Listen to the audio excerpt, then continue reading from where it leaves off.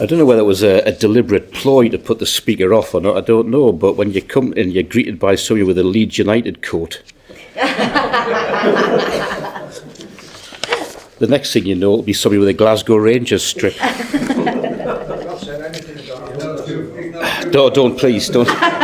Please don't say anything about Newcastle. I'd rather you didn't, to be honest. I want the memory to fade. Trouble is, next match comes around and you're there again, aren't you? One of those things. I want to go to Paul's letter to the Colossians this morning, please. Paul's letter to the Colossians. Chapter 1. Colossians chapter 1. Just for the few minutes we have at the start of our worship meeting this morning, I just want us to probably just to think and just to ponder on probably one of the greatest principles of the Christian life, if not the greatest principle of the Christian life. And Paul speaks about it in Colossians chapter 1. We'll start from verse 24 for connection. And Paul writes, "Now I rejoice in my sufferings for your sake, and in my flesh I do share on behalf of his body, which is the church, in filling up what is lacking in Christ's afflictions. Of this church I was made a minister according to the stewardship from God bestowed on me for your benefit, so that I might fully carry out the preaching of the word of God, that is, the mystery which has been hidden from the past ages and generations, but has now been manifested to his saints, to whom God willed to make known what is the riches of the glory of this mystery among the Gentiles, which is Christ in you, the hope of glory. We proclaim him, admonishing every man and teaching every man with all wisdom, so that we may present every man complete in Christ. For this purpose also I labour, striving according to his power, which mightily works within me." And God will bless that reading of his word. The key verse, really, as far as I'm concerned this morning, is verse 27.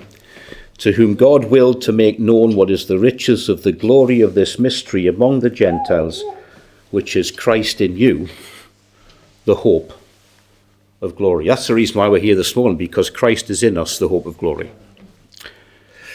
It's one of the most profound truths of Scripture. In one single phrase, it captures the essence of the Christian life. It's not about religion. We're not here this morning because we're religious. It's not about ritual, and I hope we're not here this morning because it's ritualistic. It's not about a set of rules. Hopefully we're not here this morning because there's a rule which says we should be here. It's about a living relationship with Jesus Christ dwelling within us. And that's why we're here this morning. That's why you gather here as a church. That's why we exist as a church. Because we have a living relationship with the person of Jesus Christ. And that's why we're here this morning, to remember him, to worship him, because we have this living relationship with him because he is in us. Now, that's a remarkable thing. Just to think about that. He's in us. And Paul describes it as a mystery. Oh, no, I've just got a ladybird landing on my notes. You come to Featherstone, I mean, there's just no end to the surprises. It's been hidden for ages, but it's now been revealed. You don't get the truth of the church in the Old Testament. The church comes out in the New Testament, but you get little pictures, little glimpses of what it could be. Well, here there's a mystery which Paul says has now been revealed. And this is a great mystery. It's probably the greatest mystery of all, because it changes everything. It changes our identity. It changes our purpose. It changes our destiny. Christ in you. And when you think about that, if we could appreciate that on a daily basis, hour by hour, day by day, that Christ is in us, that would be a tremendous regulator in our life, I'm sure. But it's a mystery which has now been revealed. As we've said, for centuries, God's plan was concealed. Prophets spoke of it, but they didn't fully understand. The Jews expected a Messiah. That's what they were waiting for. They wanted a Messiah who would come to reign politically But God's plan was far greater than that. Because Christ would not only come for us, he would live in us. This is not about external religion, it's about internal transformation. Christianity is not about us trying harder to be the best we can, but it's about Christ living his life through us. It's like a priceless treasure which has been locked away for generations. And suddenly the vault is opened and the treasure is given freely. And that's what God did. He revealed the riches of his grace in Christ. It's a mystery which has now been revealed, and we are the beneficiaries of it this morning. We have entered into the good of it, this mystery which has now been revealed. And what is the mystery? It's Christ in you. What does it mean, Christ in you? Well, through the Holy Spirit, Jesus dwells in every believer. The minute we trusted Christ as Saviour, the Holy Spirit came and dwelt within us. We were sealed, Paul says, with the Holy Spirit of promise. God stamped his authenticity upon us. That's what the idea behind sealing is. When you seal a document, it basically means this, that document is genuine. It's authentic. We're sealed with the Holy Spirit of promise. The fact that we have the Holy Spirit within us is God's authenticating us as his. And the Spirit of God dwells in every believer. It's permanent. It's personal. It's intimate. It's not distant, but it's within. Sometimes we just, I think that God is this distant personality. The very reverse is the truth. He's actually within us. And so that means we're not identified, we're not defined by our past. We're not defined by our failures. We're not even defined by our achievements. We're defined by Christ in you. That's our identity.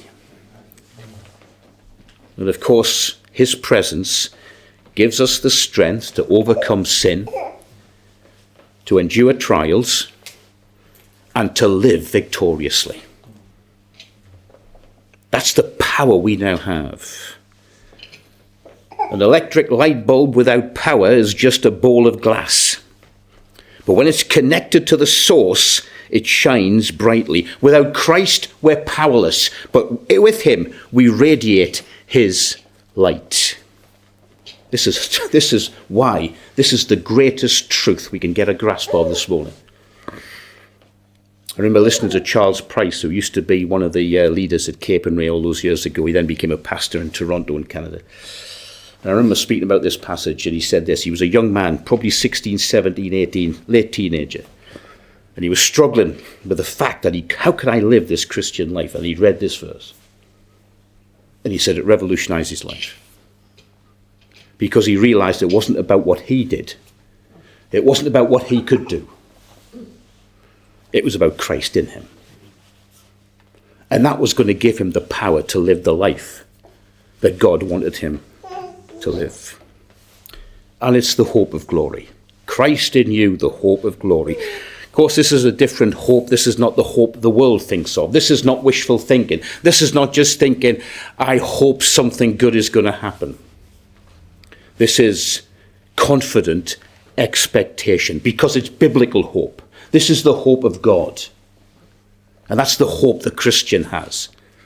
Not of maybe, but definitely. Because it's the expectation and it's confidence we have in him. And glory refers to eternal life with God, the fullness of his presence. That's part of it, I'm sure. It's just everything about what we have in Christ. And because Christ is in us, we have the assurance of future glory. And we can live with confidence, we can live with joy, even in suffering, because glory is guaranteed. Paul writes to the Roman Christians, he says, our present sufferings are not worth comparing with the glory that will be revealed in us. That is tremendous thinking. That in the midst of suffering, in the midst of trial, we have this hope, the hope of glory. So in our daily lives, we should be surrendering to let Christ rule our thoughts, our actions, our desires. We should be reflecting his glory through love, humility, and holiness. And we can encourage others. We can share this hope with those who feel hopeless. And so the greatest treasure this morning for you and I is this. It's not wealth. It's not status. It's Christ in you. That's the foundation of our faith. It's the source of our hope. Again, Paul to the Galatian Christians says this, I have been crucified with Christ, and I no longer live, but Christ who lives in me. And so on that note, we go to worship this morning, to remember the one who died, who rose again, and who now, in our lives, lives within us. And that enables us this morning, as those who are his, to bow in worship, to bow in thankfulness, to bow in appreciation of all who he is and all what he has done.